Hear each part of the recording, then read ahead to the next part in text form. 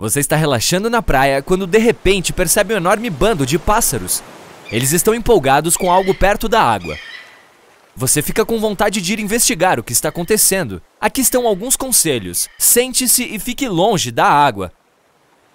Eu entendo. Você acha que é forte o suficiente para aguentar algumas bicadas de gaivota. Mas não são os pássaros que me preocupam. É o que está à espreita debaixo da água. Os peixes são a base de muitas dietas de todo o reino animal, tanto acima quanto no fundo do mar. Atuns, lulas e polvos, bem como mamíferos marinhos como focas, todos atacam uma grande variedade de peixes menores. Espécies como anchova e robalo são a refeição favorita deles na hora do jantar. E também os favoritos de outro grande predador. Por isso você não deve se juntar a esses pássaros na água. Se fizer isso, correrá o risco de se encontrar com uma criatura que pode medir até 6 metros de comprimento. Isso é 3 vezes o tamanho médio de um humano. E esta é apenas uma das credenciais do grande tubarão branco. Se houver peixes nos arredores, ele pode subir para perto da superfície para se alimentar. O tubarão branco tem a força de mordida mais forte entre os animais. A única outra espécie que se aproxima dele é o crocodilo de água salgada. E ele tem uma forte capacidade para farejar. Os cientistas acreditam que ela seja mais de 100 vezes mais forte que a de um humano. O animal nem usa as narinas localizadas abaixo do focinho para respirar. Elas simplesmente servem como um farejador especializado. Felizmente, porém, não somos a refeição favorita desse monstro, que não se esforça para nos caçar. Pesquisadores afirmam que as chances de ser atacado por ele são muito baixas, algo como uma em 3,7 milhões. Quando encontros infelizes entre tubarões e humanos acontecem, eles podem nos confundir com uma foca ou um robalo extremamente grande. É por isso que é preciso ficar longe desses pássaros e peixes. Você deve só focar em pegar um bronzeado naquela cadeira de praia. Então eu acho que isso significa que os tubarões têm visão ruim? Não exatamente. A visão deles em águas claras é até 10 vezes melhor do que a dos humanos nadando no mesmo ambiente. A estrutura do olho deles é bastante semelhante à do nosso. Consiste em uma córnea, lente, retina, íris azul profundo e pupila. Os olhos têm 2 tipos de fotorreceptores, bastonetes e cones, assim como os humanos. Embora não tenhamos certeza do desempenho das hastes e cones para os tubarões, pesquisas mostraram que eles possuem apenas um tipo de cone. Isso significa que provavelmente não tenham visão colorida, como uma pessoa. Isso pode explicar porque às vezes eles podem confundir humanos com outras criaturas. Mas ei, quem não fica realmente totalmente focado quando está prestes a devorar o jantar? Os olhos do animal também possuem tapetum lucidum, ou seja, uma camada de cristais espelhados localizada atrás da retina. Esses cristais permitem que o bicho veja muito bem na luz extremamente fraca e água turva. Eles refletem a luz recebida, o que dá aos bastonetes dentro da retina uma segunda chance de detectar a luz que podem ter perdido na primeira vez. Curiosidade: os gatos também têm tapetum lucidum. É por isso que os olhos deles brilham no escuro quando uma luz é acesa sobre eles. Outro sinal revelador de que os tubarões podem estar pairando nas águas próximas é a presença de baleias. Eles são conhecidos por persegui-las por mais de 160 quilômetros e seguirão grupos esperando que um dos membros se torne vulnerável antes de atacar habilmente.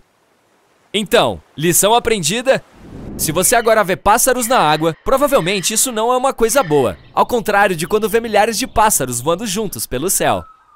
Isso é conhecido como bando. Você pode ver milhares de estorninhos unidos voando, movendo-se em uníssono, mergulhando e desviando ao mesmo tempo. É como se estivessem competindo em algum tipo de evento de sincronização na Olimpíada das Aves.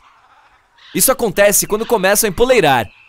Pode ser no início de setembro em alguns lugares e até o final de novembro em outros, com mais pássaros se juntando às exibições noturnas durante esse período.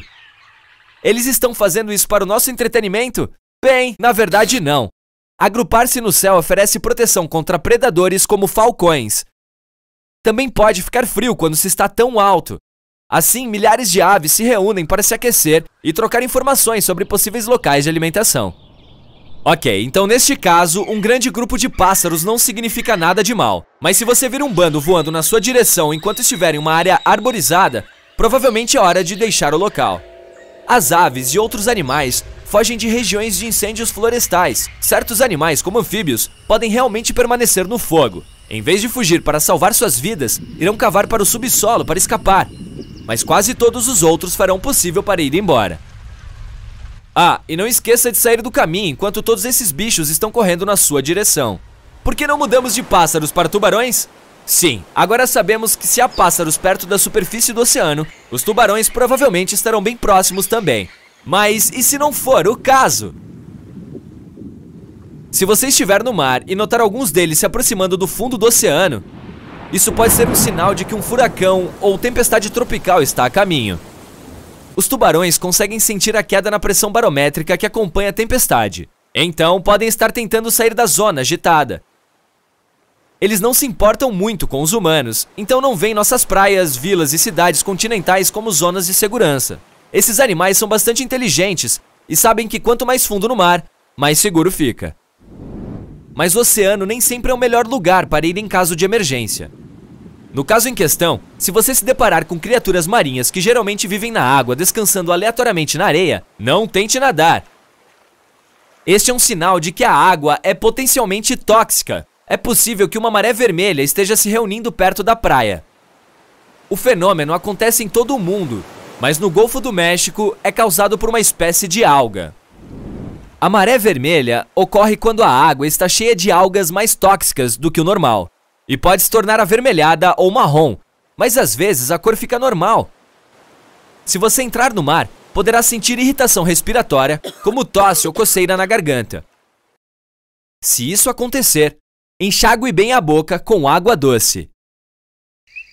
Falando nisso, os sapos são famosos por seu coachar, mas se você já os ouviu fazer isso muito mais do que o normal, pode ser porque vai chover. Uma teoria diz que o comportamento pode ter a ver com o acasalamento. Eles primeiro fazem isso, depois põem ovos em corpos de água doce. Uma boa chuva significa mais terreno alagado para eles. É por isso que os machos convidam as fêmeas para o encontro antes da chuva com uma sinfonia de coachar.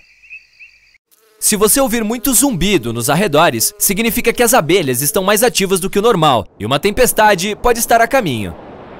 Quando sentem que ela está se aproximando, elas começam a trabalhar ainda mais e mais rápido para coletar mais néctar. E uma vez que terminam, sempre voltam para a colmeia 10 a 15 minutos antes da chuva forte, mesmo quando não há sinais óbvios disso. O segredo delas está nos pelos supersensíveis nas costas que podem acumular a eletroestática formada pelas nuvens de tempestade.